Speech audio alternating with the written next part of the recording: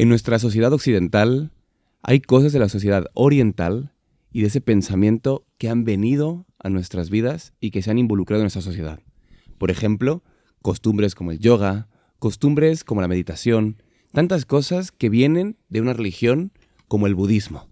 Ese budismo que ha introducido estas prácticas religiosas que posiblemente en el occidente la hemos hecho simplemente como una práctica positiva y buena para el cuerpo y la meditación y la mente y demás, pero que finalmente están relacionadas a una gran religión. Quizás nunca has tenido la curiosidad de investigar de dónde viene el yoga, de dónde viene la meditación, de dónde viene el budismo, qué es el budismo, quién cree en el budismo, ¿realmente es una religión o simplemente es una idea que nos encontramos por internet?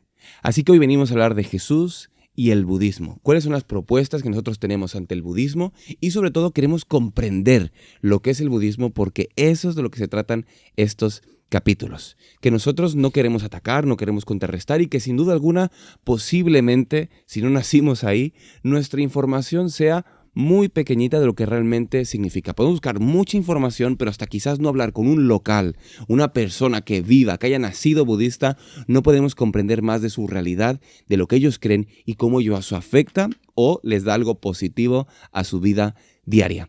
Es por ello que, querido amigo de Inverso, te invitamos a ser responsable con la información que vas a escuchar en el capítulo anterior y en estos capítulos con la intención de saber que esta información viene con la intención de darte la curiosidad para que tú puedas buscar, para que puedas leer más y si Dios lo quiere, para que algún día puedas ser misionero en uno de esos países asiáticos con la intención de poder hablar de Jesús a personas que practican el budismo y que todo haya empezado quizás con un inverso, con una lección de escuela sabática que te haya picado la curiosidad con la intención de conocer más, conocer a fondo, irte a vivir ahí, conocerlos y a partir de eso hablarles de Jesús. Bienvenidos a un Inverso más, estamos súper contentos de que estés con nosotros otro sábado más. Recuerda que esto lo encuentras en Spotify, lo encuentras en YouTube, lo encuentras en la aplicación oficial de Escuela Sabática de la Conferencia General y que puedes compartirnos y que nos encanta que nos escribas aquí abajo y ver tus comentarios, leerte y estamos deseosos y gozosos de poder contestarte y saludarte donde quiera que estés. Recuerda que esto viene a ti gracias al Departamento de Jóvenes Adventistas de España y la editorial Sea Feliz y que Inverso siempre se hace en comunidad con la intención de aprender unos de otros como así te hemos invitado. ¿Cómo estáis, chicos, chicas? ¿Estoy contentos? Buenas. Me alegra veros.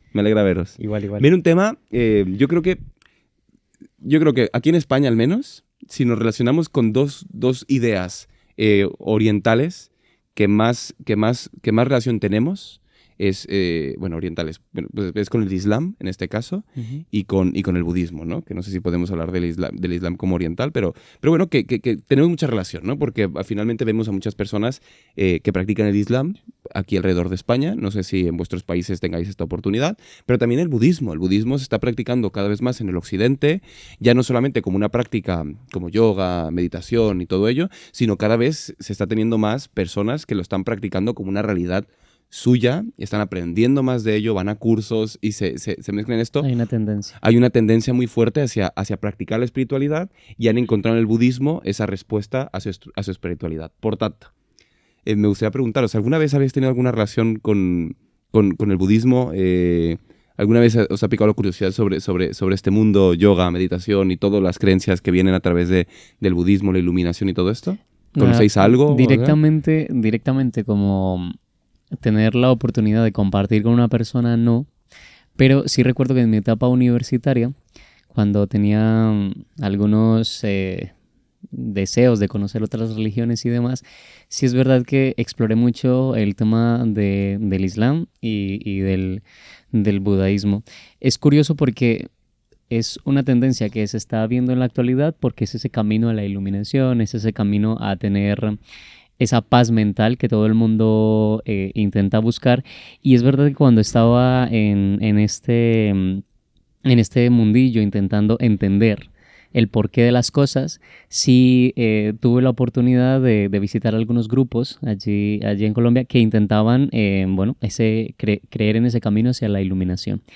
Pero solamente quería comprender, entonces no tuve la oportunidad de poder estar directamente relacionado con una persona que se haya que haya crecido en un país, que haya aprendido sus costumbres desde niño y las practicase, pero sí a través de personas que intentaban hacerlo desde otro contexto cultural, pero intentando aprender lo que ahora está siendo tendencia. Entonces era curioso porque había mucha información y a la vez desinformación y a la vez un intento de colocarte en paz contigo mismo desde ciertas prácticas que también se contradecían entre ellas. Entonces fue como ese intento de exploración y de conocer de por qué lo hacían, pero fue algo como un poco caótico. Entonces fue muy curioso y fue interesante a la vez. Entonces yo creo que como que ese intento de entenderlo y después de 6, 7 años más o menos que han pasado, estando aquí en España te das cuenta de que es muy importante para ciertas personas. Y de hecho algunas personas que he escuchado han dicho, es que tenía una fuerte depresión y practicando esto ya no la tengo. Claro, ahí tú como cristiano, ¿qué haces? ¿Sabes? ¿Cómo puedes decir, claro, está muy bien, pero la solución es Dios? Entonces es complejo tratar de poder presentar a un Dios vivo cuando a algunas personas estas formas o estas tendencias les dan resultado. Entonces es curioso, ¿no? Y es lo que vamos a intentar desarrollar y entender en el ahora y en el por qué. Así que fue muy curioso, lo sigue siendo y nada, espero tener la oportunidad de poder conversar más a fondo y tal vez estar más cerca de personas que realmente han sido criadas en esos contextos culturales. Y que hoy en día hay muchas personas que, por ejemplo, practican yoga como simplemente una práctica deportiva, ¿no? Desprovista completamente de religión, espiritualidad y nada por el estilo. Estiramientos. Y te la ofrecen van a un como gimnasio cursos por la O mañana. las artes marciales, que también están basadas en lo mismo. Entonces, muchas veces como cristianos también nos podemos sentir un poco, tener cuidado, pero queridos amigos, pensarlo y razonarlo. Hay personas que ponen yoga a las 9 de la mañana en un gimnasio, van, hacen unos estiramientos y se van a su casa y no tienen nada que ver con la religión budista, ¿no? También hay pilates, porque sí que es verdad que yoga tiene un alto componente que habla de energía, Sí, de totalmente, alineamiento, totalmente. y esto sí que tiene unas influencias espirituales que al final entran y nos afectan y nos las creemos y las metemos dentro de nuestro paradigma espiritual. Backup, sí. Entonces... Sí, también hay pilates, que hay muchas cosas, pero sí que es importante saber que hay muchas ideas que nos han llegado de esta religión y que vienen a nuestra sociedad y que al final se han desprovisto y que hay veces que por practicar yoga no voy a decir, es que yo ya soy budista, ¿no? No, que hay que investigar bien, hay que profundizar, como dijo Samuel, hay que intentar buscar información veraz que nos ayude a comprenderlo de forma fehaciente. ¿Quieres decir algo? Sí, el primer acercamiento que yo tuve sin saber de qué trataba fue cuando estaba en segundo año de la ESO, sería en Argentina, en el secundario, y un profesor de economía nos dijo que habían unas técnicas para concentrarse, ¿no? Y empezó a dar toda una charla de cómo poder concentrarnos y tal, y era dibujar un punto en una hoja y quedarse mirando hasta vaciar la mente, ¿no? Y yo me quedé pensando eso y se me quedó grabado, de hecho, y digo, claro, yo en el momento no lo entendí, tampoco lo practiqué, gracias a Dios, pero porque luego retomaremos con el tema, ¿no? de a qué punto puede llevarnos esto. Pero lo interesante es, o sea, nada que ver, ¿me entendés? Estaba en una clase de economía, en un colegio católico, que se supone que tiene otra orientación, y vos decís, claro, es que lo ven normal porque es para concentrarse. Yoga, ¿para qué vas? Para stretching, para estirarte. Bueno, pero cuidado, porque con eso puede conllevar un montón de otras cosas que pueden entrar en nuestro subconsciente y nosotros no lo estamos apercibiendo. Pero bueno, eso fue una vez. Y claro, y yo después, al empezar a entender el problema del mindfulness y de cómo eso trabaja en nuestro consciente, subconsciente y en nuestra rama espiritual, cómo tenemos que ser muy atentos a estas cosas. Y hay ideas que finalmente están aquí, están rondando y finalmente tenemos que saber de dónde vienen, por qué vienen y darles explicaciones con la intención también de entregar respuestas, ¿no? Porque hay que ser conscientes de lo que hacemos y por qué lo hacemos y qué hay en el fondo y detrás de ello. Así que vamos a empezar con Aikari, con un texto bíblico y después veremos un poco la relación que tiene este texto bíblico con lo que estamos hablando, que lo encontramos en Juan 11, 32 al 35. Cuéntanos cómo lo subrayaste y qué fue lo que te enseñó. Vale. Pues Juan 11, del 32 al 35, pues nos habla ese momento en el que Jesús llega al funeral de Lázaro y se acerca, ya ha venido María y luego ya va, o sea, Marta y va María la segunda vez, ¿no? Y al final las dos hermanas le dicen lo mismo. Dice, María cuando llegó a donde estaba Jesús al verlo, se postró a sus pies. Y yo esta frase, se postró a sus pies, la he puesto en violeta, porque para mí es un desafío, ¿no? O sea, en un momento duro, que a lo mejor puede ser la pérdida de un ser querido o cualquier cosa que pase en tu vida que te preguntas, Señor, ¿y esto por qué? ¿Para qué? El postrarte a los pies es complicado, ¿no? Y decirle, Señor, si hubieras estado aquí, no habría muerto mi hermano. Y yo, sí, no solo he subrayado, le he hecho así un círculo, porque para mí es el drama de la humanidad, o de mi vida por lo menos, ¿no? Los condicionales que le ponemos o que nos imaginamos. Y sí, o sí, si tú hubieses hecho, Dios sí, pero al final es como ponerle un plan a Dios, ¿no? Hay una mezcla ahí de confío en Dios porque sé que es capaz de hacer esto y esto y esto y esto y esto, pero desconfío de Él porque no sé las intenciones que tiene, ¿no? Y entonces me planteo muchos episodios de mi vida. Sí. Entonces lo he puesto ahí, no sabía si en un verde o en azul, porque es una sorpresa. También estoy de acuerdo con esta reacción porque a mí me pasa, pero claramente es algo que tenemos que revisar en nuestra vida, ¿no? Y luego la reacción de Jesús, que dice, Jesús entonces al verla llorando y a los judíos que la acompañaban también llorando, dice, se estremeció en espíritu y se conmovió. Y bueno, lo he puesto en azul porque me parece muy importante esta reacción de Jesús, ¿no? El estremecer su espíritu, se conmovió, o sea, estaba totalmente tocado y hundido, ¿no? Y a ver, aquí uno puede echar alas a la imaginación y decir, como decían después los judíos, no, ay, cuánto ama a Lázaro, o qué empático que es Jesús. Pero no tenemos que olvidarnos que Jesús no solo es empático, tiene una perspectiva mucho mayor que la nuestra, ¿no? Y Elena de White aquí nos abre un poco la ventana de lo que estaba pasando en la mente de Jesús. Dice que Jesús lloró no por la pérdida de Lázaro, si él sabía que lo iba a resucitar. Estaba llorando por la reacción de la humanidad con respecto a eso. Tenéis aquí a alguien que puede ser la solución para este problema y estáis cegados por el problema. ¿No os dais cuenta que esto no es un punto y final en la vida de nadie? ¿Que hay una solución más allá? Entonces, el drama humano de nos ahogamos en un vaso de agua y a Jesús eso le entristece tanto porque es la solución de esos problemas, ¿no? Entonces, él no solo se acerca, se conmueve y también le duele nuestra corta perspectiva. Pero ¿cómo reacciona ante esto, ¿no? Nuestra corta perspectiva, su corta perspectiva, o sea, su larga perspectiva, y Jesús no lidia entre esto. No hace una conversación entre el sí de María y su tristeza profunda, ¿no? Pregunta, ¿dónde lo pusisteis? O sea, él se muestra real, tangible. Y todo el mundo interpreta esta pregunta como él quiere ir a despedirse y a llorarlo, pero Jesús sabe lo que va a hacer. ¿Dónde lo pusisteis? ¿No? Y muchas veces el diálogo que tiene con nosotros es así. Nosotros interpretamos sus palabras de una forma, desde nuestra perspectiva corta, pero él va a hacer algo extraordinario en ese momento, ¿no? Y le dijeron, Señor, ven y ve. Y termina, Jesús lloró. Y el Jesús lloró lo vuelvo a unir al comentario anterior, ¿no? De esta amplia perspectiva de Jesús. Este sufrimiento porque no somos capaces de entender quién es Él y que está a nuestro lado. Es fuerte, ¿no? Es fuerte encontrarnos con un Jesús tan sensible, ¿no? También recordamos ese Jesús en la montaña que ve Jerusalén y también llora, ¿no? Y se conmueve y llora y sufre. Y al final Jesús en su humanidad se encontró con el dolor también.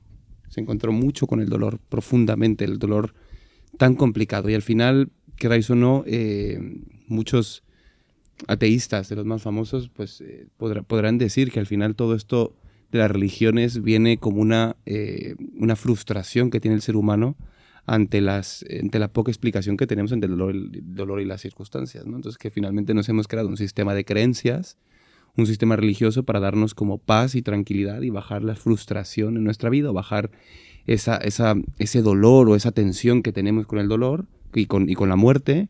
Por tanto, nos hemos inventado esta esperanza de una resurrección y demás y tal y cual, ¿no? Y al final, pues muchas de las religiones, y es verdad que muchas religiones responden ante el dolor, ¿no? Finalmente, si nos vemos a ver, y de hecho lo estudiaremos con Siddhartha Gautama, que nos contará Andrea, justamente la búsqueda de ese camino de iluminación vino a través de la frustración y la tensión que tiene con ver el dolor, ¿no? Y vemos también un Dios que ve el dolor y cómo resuelve Jesús el dolor de las personas, que es subsanándolo, que es ayudando, que es apoyando, que es dando esperanza. Y justamente cómo vamos a encontrar en contraposición muchas religiones qué respuestas dan, porque quizás el budismo también nos viene a responder muchas preguntas conforme a nuestro dolor. Y sin duda alguna, como bien decía Samuel, hay muchas personas que han encontrado ante su dolor respuestas en esta alternativa, y nosotros tenemos que entenderlo, ¿no? De dónde viene, por qué viene y todo eso. Así que es por ello que nos queremos preguntar quién es este Siddhartha Gautama, ¿no? ¿Quién es este Siddhartha Gautama? Que ahora es un llaverito, ¿no? Que podemos encontrar en muchos sitios, lo mismo que Jesús, que se ha hecho llaverito, se han hecho un pictograma, pero queremos conocer un poquito de su historia. ¿Quién es este Siddhartha Gautama? Y cómo se encuentra, cuando se encuentra ante el sufrimiento, Andrea, ¿cuál es su reacción? Y cómo podemos ver también la reacción de Jesús ante el dolor, amiga. Bien, pues en el budismo, la historia fundacional comienza cuando Siddhartha Gautama sale del palacio, que es donde él había vivido en riqueza y protegido por parte de sus padres de todo lo que es el mal, el sufrimiento y el dolor. Entonces él, cuando sale de ahí, se enfrenta por primera vez a la vejez, a la enfermedad, al dolor, al sufrimiento. Entonces, este choque con el sufrimiento lo lleva a una conclusión muy profunda, y es que la vida está marcada por el sufrimiento.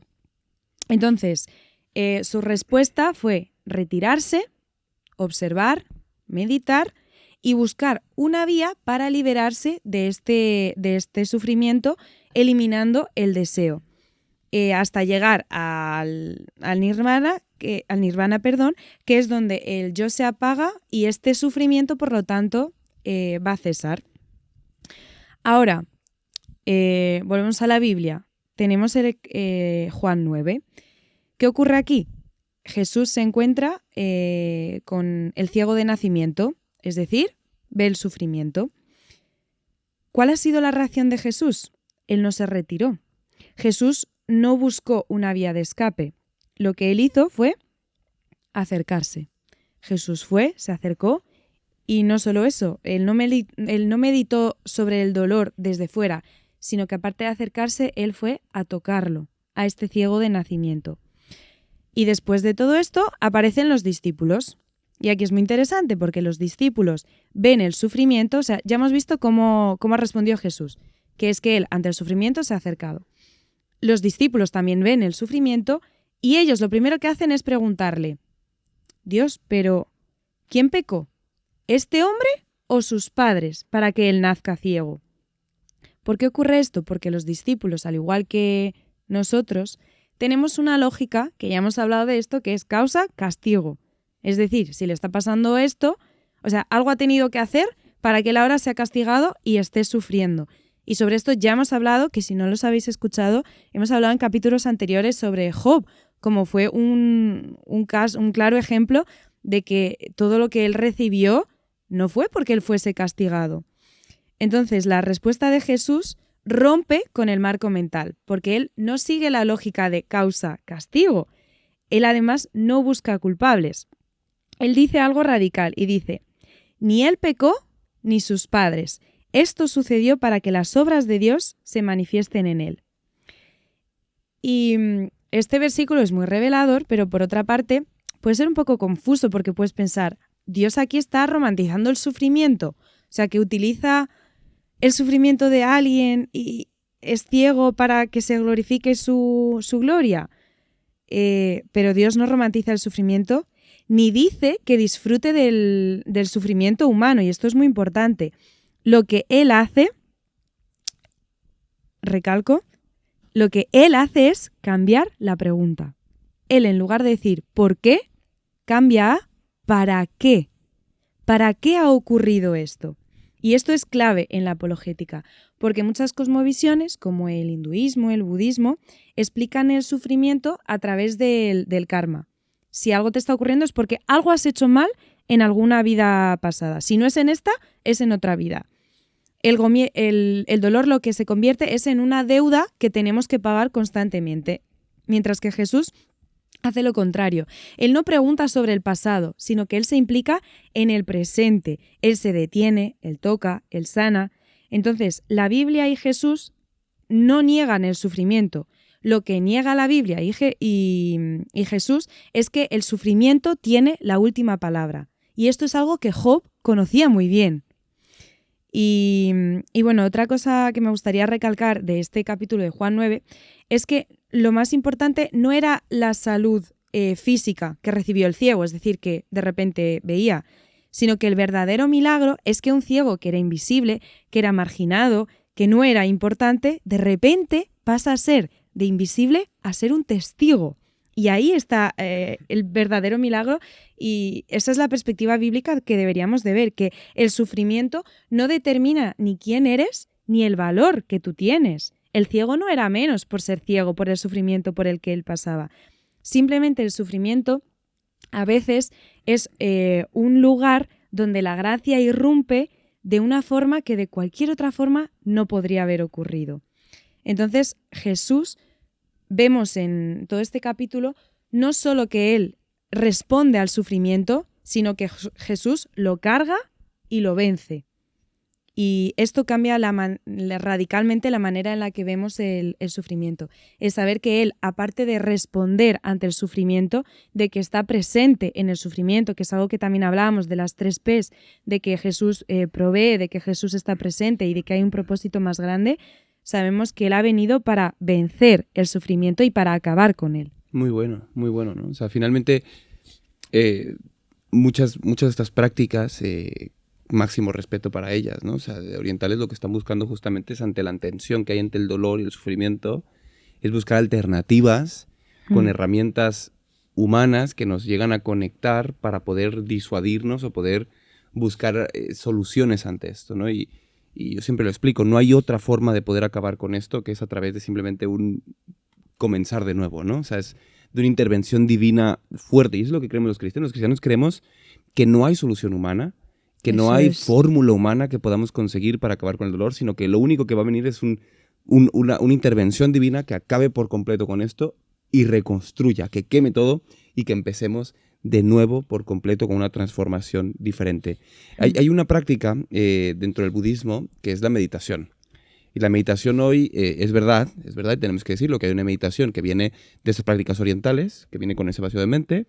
Tenemos una meditación que ahora mismo se está proponiendo mucho por medio de los psicólogos, que es una meditación más introspectiva, que no se refiere a vaciado de mente. Por tanto, hay que tener cuidado, como cristianos también, de no juzgar una meditación de acuerdo a esto, ¿no? Un psicólogo me puede recomendar meditar y yo le digo, no me recomiendes, no, porque no está buscando que vacíes tu mente, sino una meditación que viene reflexiva, introspectiva y demás.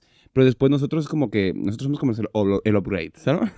Que viene la oración, que no solamente viene esa meditación, que es lo que os hablará Matías, una meditación que es introspectiva, pero que también sale de ti para conectarse con Dios, para buscar un cambio, que viene confesión, que hay agradecimiento, que hay todo esto. Por tanto, Matías, esta práctica de meditación sí que es verdad que la propone mucho el budismo. Cuéntanos un poquito de qué se trata, ¿no? ¿Qué significa este vaciado de mente?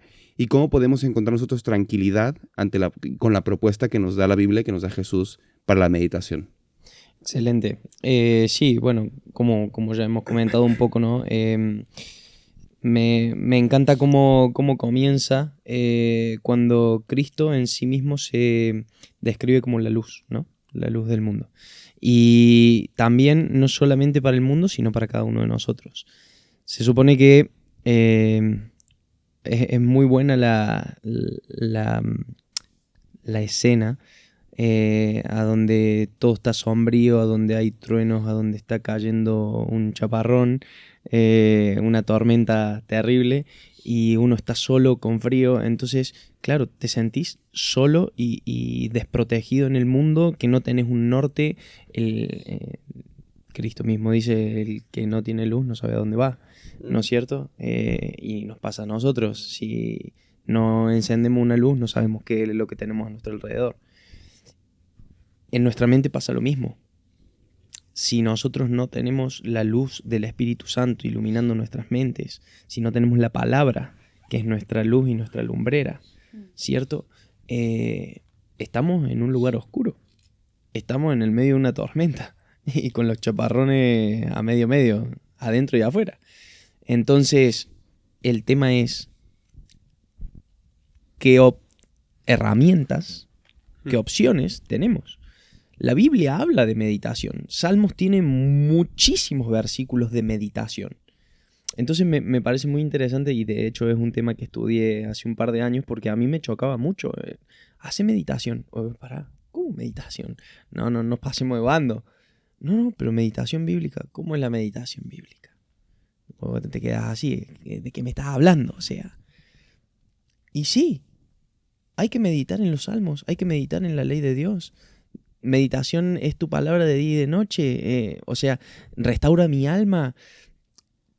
Todo eso es una realidad cuando lo empezamos a practicar, pero claro, ¿basados en qué?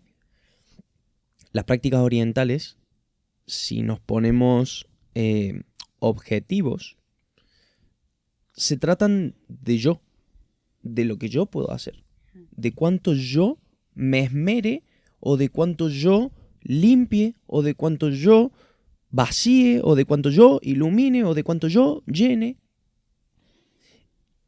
Y la práctica bíblica de la meditación es cuánto permito que Dios haga en mí, cuánta jurisprudencia le doy a Dios, cuánto permiso legal le entrego al Espíritu Santo en mi vida para que ejecute esos cambios, que haga esas transformaciones, que me acompañe en las decisiones, que me muestre qué es lo que tengo que hacer. Fíjate que es muy, muy parecido y acá es donde por ahí hablamos, ¿no? De que un 99% de verdad con un poquito de error ya es un problema. Claro, o sea, Satanás no se va a inventar las cosas para que nos confundamos muy fácilmente. O sea, está propuesto para todos, ¿entendés? Entonces, si a vos te gusta meditar, si vos te gusta, no hay problema, también tenés lo tuyo. Claro, Cristo iba y meditaba en el monte, ¿cierto? En soledad, en tranquilidad. Se recargaba para poder seguir al día siguiente con todos los problemas y el cansancio de la humanidad y tal. Y la la meditación oriental te propone más o menos lo mismo. Andá, encerrate, quédate tranquilito, pone una música que vibre en tal o cual frecuencia. Y claro, o sea, vos ves y decís, es que tiene sentido. Ahora, para dónde lo encara cada uno, creo que esa es la diferencia. Y ahí es donde nosotros, vuelvo a decir lo mismo, tenemos que estar conscientes de eso. Tenemos que aprender a ver las diferencias y saber que la práctica que estamos haciendo va a llevarnos a consecuencias. Consecuencias buenas, consecuencias malas. Y entender también de que estamos abriendo una puerta que, claro, en el mundo espiritual se habla, por ejemplo, ¿no? Del tercer ojo o la visión espiritual o como le quieran llamar.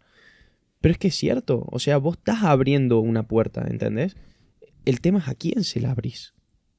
Y eso es súper importante que estemos conscientes todo el tiempo y en conexión con Dios para que al único que le abramos la puerta, la ventana y todo lo que se pueda abrir es a Dios.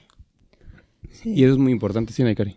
No, que iba a decir que eso es curioso, ¿no? Porque es difícil hablar de budismo porque, claro, a nosotros no nos llega aquí puramente el budismo.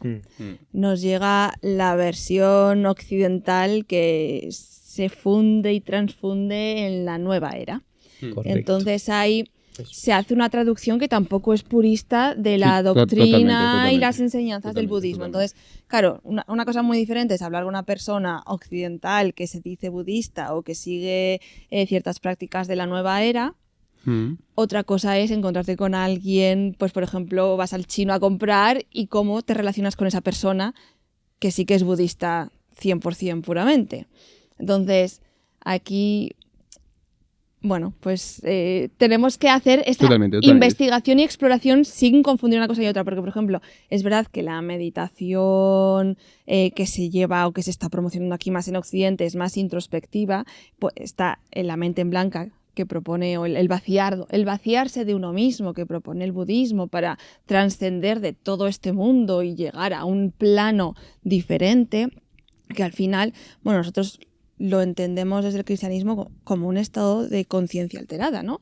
Que en las religiones de otro estilo lo hacen a través de la música, de los ritmos, de las drogas, de lo que sea, pero también se puede llegar a un estado de conciencia alterada a través de la meditación, entendiéndola como dejarla en vacío. Que luego, pues el Señor tiene su mensaje de qué es lo que pasa con un cerebro que está desalojado. Pues entra Quienes llegan. Que buscan quien... Hay otras cosas que buscan vías para entrar. Eso es. Entonces, por eso la Biblia habla mucho de la razón, y ya no solo el meditar que propone la Biblia, ya tampoco es el meditar occidental de la introspección, analizarme a uno mismo, estar en el presente, sentir los sonidos que mi subconsciente normalmente ignora. Va más allá de eso, es que eso tampoco es el mensaje bíblico de la meditación, porque al final, por muy centrado en el presente y en la realidad que tú vivas y en lo que tú puedes hacer o cómo puedes cambiar y esforzarte para ser una fuerza que cambie en el presente o reconciliarte con tu presente, está también la ineficacia de ello, porque al final hemos dicho que por nosotros mismos, o sea, yo he intentado cambiarme a mí misma y Poco tengo ya. la edad que tengo, la experiencia que tengo, la formación que tengo y sigo sintiéndome una cría que no sabe nada y que se equivoca constantemente. Y al final, ¿qué es lo que me da la esperanza? Saber que tengo aquí una guía y a un Dios que me acompaña en el proceso de superar mis límites, transformarme y redimir todo lo malo que he hecho en mi vida. Entonces, la meditación de la Biblia no es centrada en mí. O sea, sí que es verdad que David dice, cuando estoy en mi cama por la noche y pienso en el día, pero al final, eso es un versículo del Salmo. El resto del Salmo, ¿en qué se centra? En el Dios que es castillo fuerte, que es mi pastor, que es el que me prepara la mesa, que es... Y ahí es en esto nos invita a pensar y a meditar. Nuestro cerebro tiene que estar constantemente dando vueltas a una realidad que es superior a la nuestra, a un modelo que es superior a nosotros mismos. Y esta es la propuesta que trae la Biblia. Meditar en la ley de Dios noche y día. No en mí mismo, no en mi día a día, ni en mi realidad, ni mi presencia, o dejar la mente en blanco porque este mundo es demasiado oscuro para pensar en él. No, en la ley de Dios noche y día. Muy bueno, muy bueno. Pues mirar, justamente Siddhartha Gautama llega a un punto que a través de la meditación, a través de esas prácticas religiosas y a través de su historia, se nos retrata que Siddhartha llega un momento donde alcanza iluminación, alcanza este nirvana. ¿Qué es esto, no? ¿Qué es el nirvana? ¿Qué es la iluminación de la que nos enseña Buda, de la que nos enseña Siddhartha? ¿Y cuál es la propuesta bíblica ante un nirvana que se alcanza a través de prácticas religiosas que te permiten llegar ahí? Samuel. He estado mirando la definición de nirvana en la RAE y dice estado resultante de la liberación de los deseos, de la conciencia individual y de la reencarnación que se alcanza mediante la meditación y la iluminación. Es curioso porque el nirvana podríamos categorizarlo como un estado. Tal vez para nosotros podríamos intentar entender lo que es un lugar y demás, pero en la cultura que se practica es como ese estado, llegar a ese punto máximo, a ese top. De hecho, hay 8 prácticas que se utilizan para alcanzarlo. Y es curioso porque la lección las mencionaba y hay una frase en común quiero mencionar algunas, ¿no? De esta parte óctuple, que es la comprensión correcta, la intención correcta, la palabra correcta, la acción correcta, el modo de vida correcta, el esfuerzo correcto, la atención correcta y la concentración correcta. Si ven, siempre hay un mínimo común múltiplo, ¿no? La correcta. Y es curioso porque dentro del cristianismo, ¿qué es correcto? ¿Seré yo una persona correcta o serán mis acciones correctas? Y estas 8 prácticas parecieran ser como ese estado o esa forma en que se puede practicar. Nosotros, si lo llevamos al cristianismo, podríamos decir que también tenemos como una serie de lineamientos llamados ley de Dios, donde intentamos seguir eso correctamente, y si correctamente lo mantenemos, vamos a llegar a ese estado de perfección, a ese nirvana. Entonces, desde el punto de vista de ellos, podrían decir que nosotros también tenemos como una serie de lineamientos o prácticas para poder llegar a esos estilos de perfección. Pero realmente Jesús no planteó eso. De hecho, recuerdo que en la lección que estuvimos viendo acerca del estoicismo y los epicúreos, los estoicos también se intentaban llevar la parte del dolor y demás a través de la meditación para encontrar esa paz. Es curioso porque diferentes formas de pensar llevan a ese intento de estar bien. Pero Pablo, de hecho, dice en Romanos 3:23, por cuanto todos pecaron, están destituidos de la gloria de Dios. Es decir, no radica en lo que yo haga, en las prácticas, en el intento, en la meditación, en las formas en que Samuel logre. Porque realmente el budaísmo o el budismo lleva a lo que tú hagas, a las obras en que tú practiques, es las que te van a llevar al nirvana. Es donde vas a alcanzar el punto máximo de iluminación. Les pregunto, ¿creen que nosotros, si fuéramos tan buenos, hiciéramos tan buenas obras, tendríamos la salvación? ¿Creen que por nuestras obras sería eso? Mi pregunta, Samu, ahí es, ¿para qué estaría Jesús? ¿Habría un Salvador? ¿O necesitaríamos un Salvador en ese sistema? Y el tema está que muchas veces, y si os dais cuenta, ¿no? En todo este entorno del budismo existen muchos maestros, ¿no? O muchos guías espirituales que han alcanzado o que dicen alcanzar. O que están en ese top. O que dicen alcanzar, ¿no? Esta iluminación, o que saben cómo poder alcanzar. Y hay veces que, lamentablemente, eso en nuestro cristianismo se han hecho pastores y por ejemplo, máximo respeto, pero la teología de la última generación es esto, ¿no? Muchos pastores que llegan a predicar las formas en las que ellos dicen que se puede alcanzar ese no contaminarse de Babilonia, ese no contaminarse de tal, y llegar a eso último. Y el tema es este, ¿no? De darle esa pregunta en el lecho de muerte. Oye, ¿tú has alcanzado este camino? Claro. Y si lo alcanzaste, enséñanos cómo, ¿no? Pues enséñanos cómo, porque si no, entonces estamos desprovistos, ¿no? ¿Qué sentido tiene? Es que mismo Pablo en esta discusión ya tan amplia lo ha hablado, ¿no? Maestros estoicos que durante mucho tiempo enseñaron cuál era el camino correcto para llevar la vida. Y el tema entre maestros y maestros desprovemos a Jesús realmente como nuestro único guía, ¿no? Sí, y además Mateo 11 plantea de que Jesús es el que va a llevar nuestras cargas. Entonces la Biblia expresa una contradicción directa a que por mis obras, como lo plantea la parte del budismo, es por tus obras vas a alcanzar la forma de perfección y vas a llegar al nirvana. Nosotros no podemos hacer eso. Como cristianos sabemos que el único que puede llevar nuestras cargas y nuestro yugo es Jesús. O sea, nosotros fuimos destituidos de su gloria.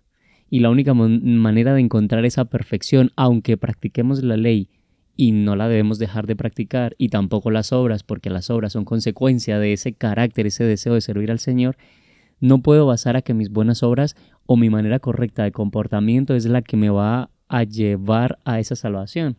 O si ellos lo vieran hacia nosotros, dirían, pues ese es su nirvana, su paraíso, su top máximo. Yo entiendo de que haya diferentes formas de pensar, pero considero que Jesús nos plantea esa manera correcta, es yo soy tu Salvador, yo estoy contigo, yo llevo tus cargas, yo te voy a guiar, lo único que necesito es que tú te fijes en mí, que tú deposites tu confianza en mí, que yo voy a poder. Y es complejo para algunos que no han sido criados en este contexto entender de cómo una persona va a asegurar tu salvación. Se supone que en la actualidad todo es muy individual. El ser humano, su universidad, su estilo de trabajo, formar su familia, todo es yo, el yo, esa intención de tú puedes, ¿no? Esa mente, esa capacidad de creer en ti mismo. Un poco hablándolo más como un término individualista. Pero Jesús dice... Y humanista también. Y humanista. Pero Jesús dice, no, así no funciona lo que yo te estoy ofreciendo. Yo te estoy ofreciendo que tú creas en mí y yo te voy a cambiar si tú me lo permites. Entonces es como esa diferencia muy marcada entre estos dos mundos y la intención de Jesús es llevarnos a ese punto máximo que es darnos ese regalo llamado salvación. Y lo más curioso es que llegar al cielo, a la tierra nueva, después de los 1000 años y demás, no es nuestro punto más cumbre, sino que de ahí va a empezar ese crecimiento también eterno de entender a Dios por la eternidad. No es como lo plantea de yo practico las formas perfectas, ya he llegado y ya estoy. No es por una eternidad me vas a seguir conociendo. Y es lo bonito, que no tenemos un punto donde ya no hay más crecimiento, sino que vas a continuar por la eternidad. Ese es el deseo de Dios. Recién pensaba en lo que decía Samu en cuanto a lo del yugo, ¿no? O sea, Cristo va a cargar con nuestros pecados, con nuestras faltas. Él pone su sangre, la viste, ¿no es cierto? Ahí sobre el dintel. propiciatorio, eso es. También. Ahora bien, si nosotros vamos caminando al lado de Él. O sea, Cristo va a aceptar, pagar por nosotros, completar lo que nos falta, darnos las fuerzas necesarias si nosotros decidimos ir con Él. Y es tan grande, tan sublime Dios en ese sentido que, o sea, hasta se pone a nuestra altura, por debajo, como un gran líder, y te dice, hey, si vos querés, si vos aceptás, yo voy a hacer el trabajo. Y ahí entra Filipenses 1:6, que es bellísimo. ¿Por qué? Porque Él la empieza, Él la comienza, y en Filipenses 2:13, cuando dice tanto el querer como el hacer para efectuar cualquier tipo de obras, nosotros necesitamos 3 pasos, y ahí dice 2. El querer como el hacer, o sea, el deseo y la ejecución, pero hay un medio, y es la decisión, y esa Dios nos la regala a cada uno de nosotros. Entonces, entendiendo eso, nosotros tenemos que decidir poner la vista en Cristo. ¿Por qué? Porque no se trata de cuánto yo hago, de cuánto fiel soy yo, sino cuánto yo permito que Dios trabaje en mí. Porque ahí es donde voy a estar preparado y va a pasar como Enoc, que va a decir, estamos más cerca de mi casa que de la tuya, quédate, venite. En Juan, ahora se me fue de la mente, Juan 17:3, dice que la vida eterna es Cristo. O sea, el conocer a Dios, el Padre, y a Cristo quien ha sido dado para nosotros. Entonces, si nosotros entendemos realmente que la vida eterna es Él, y no es una cosa, no es una meta, no es un objeto, es justamente eso, ¿no? La relación que vayamos teniendo con Él, la transformación que va haciendo en nuestra vida por medio de la contemplación. Pues si nosotros contemplamos, la hermana Guaida habla mucho de eso, de la ley de la contemplación. En lo que nosotros vemos, en eso nos convertimos. El Espíritu Santo, en 2 Corintios 3:18, hace esa transformación porque nosotros estamos viendo a Cristo. Entonces, Cristo es el que va a efectuar todo eso. Por eso a mí hace mucho, ¿no? Se solía hacer la pregunta, ¿y vos estás salvo? ¿Te crees salvo? ¿Sos salvo o no sos salvo? Y la pregunta es, ¿en quién? ¿En mí mismo? No. Claro que no. Y yo puedo estar haciendo lo mejor y dando lo mejor de mí, pero no soy salvo. Yo en mí mismo no soy salvo. Ahora, en Jesús, sí, claro. Firmado. En Jesús, sí, claro, firmado. Y eso cambia drásticamente toda mi cosmovisión, cambia mi perspectiva, cambia quién hace el trabajo en mí. Totalmente, Mati. Pues muchísimas gracias. Ha sido, y nos quedamos con este bonito final, ¿no? Y ojalá que nosotros, amigos, amigas, estemos bien cimentados en esto a la hora de compartir nuestro mensaje a los demás. Pero sobre todo, como dijimos al principio, ojalá que podamos buscar información veraz, que podamos investigar bien a profundidad y y sobre todo que también que intentemos conocer de la mejor forma, que es conocer a personas que están viendo esto, ¿no? Tener esa curiosidad como tuvo Samuel de ir a preguntar a personas que creen en esto, ¿no? Que creen incluso en las teorías New Age de hoy en día. Y sin duda alguna, a través de esas preguntas van a haber grandes transformaciones. Y yo creo que el Señor nos va a llevar y nos va a preparar y el Espíritu Santo nos va a dar la oportunidad de poder hablarlo, pero siempre desde el cariño, el amor y el respeto, que lo primero que va a generar una buena transformación es una buena relación con la persona con la que nos estamos relacionando, entendiendo su contexto, entendiendo su cultura, entendiendo todo lo que creen y a partir de ello poder hablarles de lo que nosotros creemos que es la luz verdadera. Así que para ello nos gustaría promocionarte e invitarte a buscar una Biblia. No sé si este año ya tienes una Biblia, pero hay una Biblia que se llama Biblia de Estudio Maranata, que como podéis ver, mirar la comparación con mi cara, es una Biblia bastante grande, es una Biblia de estudio, es una Biblia de profundización, es una Biblia que sin duda alguna, si tú quieres profundizar, de hecho, mirar, tiene, por ejemplo, todo Apocalipsis, lo explica con tablas, lo explica con infografías, lo explica con diferentes cosas. Tenemos también, por ejemplo, bueno, no solamente eso, sino que también están señaladas en rojo ciertas cosas importantes. Debajo, como podéis ver, los pies de página son gigantes y enormes. Tienes un diccionario teológico, tienes un montón de cosas. Esta Biblia la vas a poder encontrar en Safeliz. Es un producto de Safeliz, es una creación de Safeliz y está ahí para que tú puedas adquirirla, para que puedas regalarla también, porque qué mejor regalo para un cumpleaños, para lo que sea, una buena Biblia de estudio y sobre todo también que la puedes adquirir tú para que puedas profundizar más sobre Dios, sobre todo lo que nos quiere proponer la Biblia para nuestras vidas diarias. Así que gracias. Por San Valentín, que por San Valentín está también, en estas por San fechas, Valentín. así que... Qué lindo regalo, ¿eh? Qué lindo regalo, qué lindo regalo. Gracias de todo corazón por estar aquí, por ahondar en esos temas tan importantes. Y seguimos estudiando, seguimos juntos. Estamos ya casi en el meridiano de nuestra escuela sabática. En una escuela sabática que ha sido realmente transformadora y espero que nos veamos el próximo sábado a las 4 de la tarde, hora España. Y déjanos aquí abajo en comentarios qué te ha parecido y sobre todo apórtanos lo que tú tanto has estudiado en esta semana. Nos vemos la próxima semana. Hasta luego.